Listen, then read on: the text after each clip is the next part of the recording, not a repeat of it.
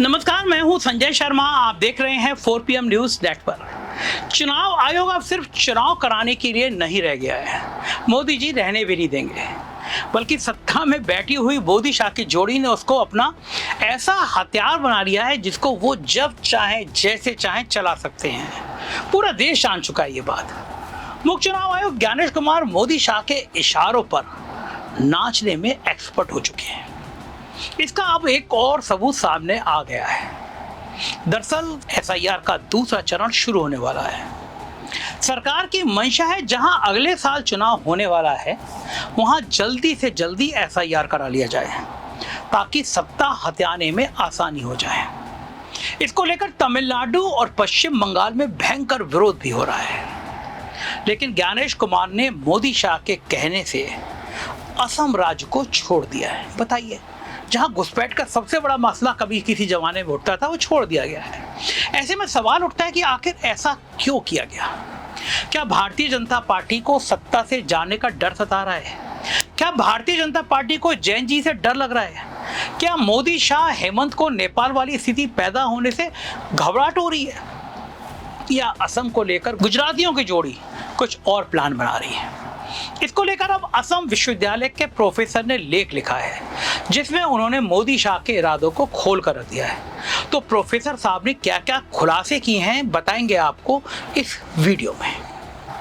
पिछले दिनों जो बिहार में SIR हुआ उसको लेकर बड़े बड़े आरोप लगे, कई तरह के सवाल खड़े हुए, मामला सुप्रीम कोर्ट तक में चला गया। लेकिन ज्ञानेश कुमार ने बिना कोई जवाब दिए, बिना कोई क्लीन चिट मिले बड़ी बेशर्मी के साथ SIR को सफल बताते हुए पूरे देश के 12 राज्यों में इसे लागू करने के तुगलकी फरमान को सुना दिया। खास बात यह रही कि इन 12 राज्यों में वो 4 राज्य भी शामिल थे जहां अगले साल विधानसभा चुनाव होने हैं। मतलब चुनाव आयोग की मंशा साफ है कि चुनाव से पहले ही मतदाताओं की छटनी कर दी जाएगी ताकि भारतीय जनता पार्टी को सीधा साधा लाभ पहुंचाया जा सके। ज्ञानेश जी बता गए हैं कि इन 12 राज्यों और केंद्र शासित प्रदेशों में अंडमान और निकोबार द्वीप समूह, छत्तीसगढ़, गोवा, गुजरात, केरल, लक्षद्वीप, मध्य प्रदेश, पुडुचेरी, राजस्थान, तमिलनाडु और योगी जी का उत्तर प्रदेश जहां बड़ा जोर लगा रही है बीजेपी, इसके साथ पश्चिम बंगाल भी शामिल है। लेकिन अब जैसे इन 12 राज्यों का नाम लिया गया तो सबका ध्यान गया कि इसमें कुछ गोलमाल है, क्योंकि ज्ञानेश जी ने तो असम का नाम नहीं लिया। सवाल उठने लगा कि अरे ज्ञानेश जी, आप असम को कैसे भूल गए? क्या वहां अगले साल चुनाव नहीं होने हैं? या वही भाजपा की सरकार पहले ही बनी हुई है तो वोट काटने की जरूरत नहीं है? इसको लेकर जब पत्रकारों ने ज्ञानेश जी से पूछा तो वो बोले कि अरे भाई, असम में मतदाता सूची के संशोधन की घोषणा अलग से की जाएगी। ऐसे में सवाल है कि जिस असम में बीजेपी सबसे ज्यादा घुसपैठियों का मुद्दा उठाती रही है, हमेशा उछाला है उसने, और सबसे ज्यादा अवैध वोटर का आरोप लगाती रही उस राज्य में, उस राज्य के लिए ही SIR की घोषणा अभी तक क्यों नहीं की गई? अब इसी पर असम विश्वविद्यालय के अर्थशास्त्र विभागाध्यक्ष प्रोफेसर जयदीप विश्वास ने एक लंबा लेख लिखा है। इसमें उन्होंने साफ किया है कि असम को SIR से बाहर रखना भाजपा सरकार की मजबूरी बन चुकी थी। उन्होंने कहा कि भाजपा पहले से ही नागरिकता विवादों, जनसंख्या के मुद्दे और हालिया राजनीतिक अस्थिरता से परेशान है। अगर इस माहौल में SIR लागू किया जाता और लोगों के नाम मतदाता सूची से हटाए जाते तो सरकार के लिए यह आत्मघाती साबित हो सकता था। विश्वास के मुताबिक भाजपा ये जानती है कि असम में पहले से ही नागरिकता को लेकर जनता बहुत संवेदनशील है और इस समय मतदाता सूची में छेड़छाड़ की गई तो उसका सीधा असर 2026 के विधानसभा चुनाव पर पड़ेगा। प्रोफेसर विश्वास ने अपने लेख में यह भी बताया कि असम में नागरिकता का मुद्दा नया नहीं है, बल्कि यह आजादी के बाद से ही विवादों में रहा है। राज्य में धार्मिक और भाषाई अल्पसंख्यकों को हमेशा अन्य ठहराने की प्रवृत्ति रही है। गैर असमिया और गैर खिलौंजिया यानी जो लोग असम के मूल निवासी नहीं हैं, उन्हें लगातार हाशिए पर धकेला गया है। उन्होंने कहा कि भाजपा जब से आई है उसने संविधान से छेड़खानी की है।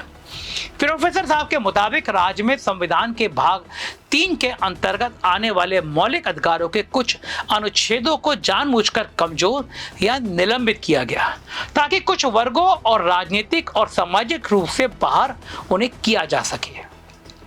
प्रोफेसर विश्वास ने लिखा है कि असम शायद देश का इकलौता राज्य है जहां 2 तरह के नागरिक और 2 तरह के मतदाता मौजूद हैं। ये असमानता 1997 से शुरू हुई जब चुनाव आयोग ने एक विवादित आदेश जारी कर दिया। इस आदेश के बाद निचले असम और बाराक घाटी के लाखों बंगाली भाषी मतदाताओं को डी वोटर यानी संदिग्ध मतदाता घोषित कर दिया गया। उस समय करीब 5 लाख लोगों को इस जाल में फंसा दिया गया, जिनमें से आज भी 1 लाख से अधिक लोग अपनी नागरिकता साबित करने के लिए विदेशी ट्रिब्यूनलों में लड़ रहे हैं। आपको एनआरसी से याद होगा, जिसको लेकर काफी हल्ला मचा था। उसका असम में क्या हाल हुआ ये भी सामने आ गया है। 2015 से 2019 के बीच केवल असम में राष्ट्रीय नागरिक रजिस्टर यानी एनआरसी का चलाया गया। इस प्रक्रिया पर सुप्रीम कोर्ट की निगरानी थी, लेकिन 1600 करोड़ रुपए खर्च करने के बाद भी ये सूची आज तक अधूरी है। करीब 19.5 लाख लोगों को एनआरसी से बाहर कर दिया गया, लेकिन अब तक कोई अंतिम दस्तावेज तैयार नहीं हुआ। इससे लाखों परिवारों की जिंदगी रुक गई और राज्य में सामाजिक विभाजन और बढ़ गया। अब सोचिए, इसे पूरे देश में लागू किया जाता तो आज देश का क्या हाल होता। प्रोफेसर विश्वास ने अपने लेख में लिखा कि भाजपा के राज्य में प्रवेश के बाद पहले से विभाजित जनता को धार्मिक रंग दे दिया गया और सांप्रदायिकता की आग भड़काई गई है। 2021 के विधानसभा चुनाव के बाद कांग्रेस की जो थोड़ी बहुत पकड़ बची थी, वो भी मुख्यमंत्री हेमंत बिस्वा शर्मा की जनगणना में की गई हेराफेरी से खत्म हो गई। परिसीमन के नाम पर जिन सीटों का पुनर्गठन किया गया, उनमें मुस्लिम आबादी को सीमित कर दिया गया ताकि वो कभी सत्ता में निर्णायक भूमिका ना निभा सके। भाजपा ने सांप्रदायिक राजनीति को इस हद तक पहुंचा दिया कि अब राज्य की सामाजिक एकता टूटने की कगार पर है। इसी बीच असम की सियासत में एक और बड़ा झटका तब लगा जब असम के मशहूर गायक और समाज सेवी जोविन गर्ग की मौत सिंगापुर में हो गई। 19 सितंबर को जोविन की मौत डूबने से बताई गई, लेकिन उसके चाहने वाले इसे रहस्यमयी मौत बता रहे हैं। जोविन असम की संस्कृति, भाषा और पहचान की आवाज माने जाते थे। उनकी मौत के बाद राज्य में लाखों युवा सड़कों पर उतर आए और न्याय की मांग करने लगे। सोशल मीडिया पर मुख्यमंत्री हेमंत बिस्वा शर्मा और उनके करीबी कारोबारी श्याम मकानू महंता के खिलाफ गंभीर आरोप लगाए जाने लगे। जोविन सिंगापुर में नॉर्थ ईस्ट फेस्टिवल में हिस्सा लेने गए थे, जिसके आयोजक श्याम कान महंता ही थे। इस घटना ने भाजपा की एकजुट छवि को तोड़ दिया और पार्टी के भीतर गुस्सा और असंतोष बढ़ा दिया। प्रोफेसर विश्वास लिखते हैं कि जोविन की मौत ने असम के युवाओं में वो ऊर्जा भर दी जो किसी भी सरकार को हिला सकती है। इसके अलावा हाल ही में हुए बोडो टेरिटोरियल काउंसिल यानी बीटीसी के चुनाव में भाजपा को करारी हार का सामना करना पड़ा। बोडोलैंड पीपल्स फ्रंट ने पूर्ण बहुमत हासिल कर लिया और सत्ता में वापसी की। यह हार मुख्यमंत्री बिस्वा शर्मा के लिए व्यक्तिगत अपमान की तरह थी, क्योंकि वो भाजपा के मुख्य प्रचारक थे। अब जब राज्य में जनता पहले से ही नागरिकता विवाद, बेरोजगारी और जोविन गर्ग की मौत को लेकर उबाल में है, तो भाजपा सरकार के लिए एसआईआर लागू करना आत्मघाती कदम होता।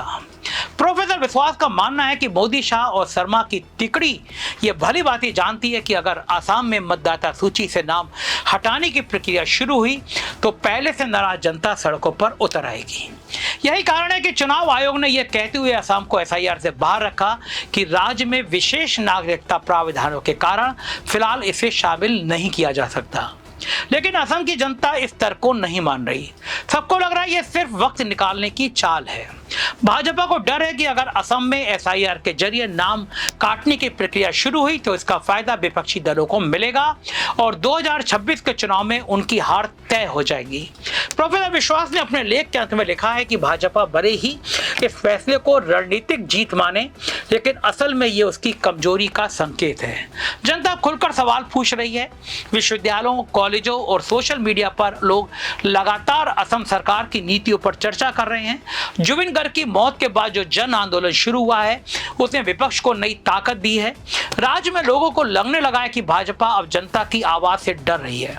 असम की मौजूद स्थिति नेपाल से मिलती जुलती है, जहां सत्ता के खिलाफ लगातार जन विद्रोह उठ रहे हैं।